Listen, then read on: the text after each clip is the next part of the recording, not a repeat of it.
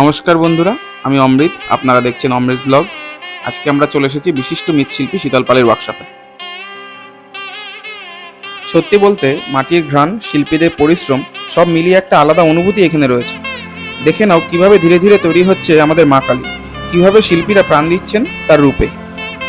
কালী পুজো যতই কাছে আসছে ততই বাড়ছে উৎসবের আমেজ।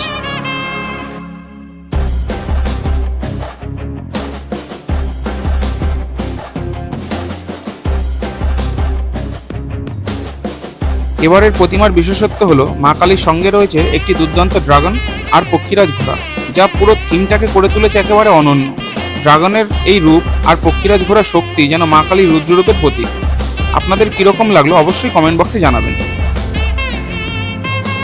মা কালী সকলের মঙ্গল করুন। ভিডিওটি ভালো লাগলে অবশ্যই লাইক, কমেন্ট ও শেয়ার করুন। সাবস্ক্রাইব করতে ভুলবেন না।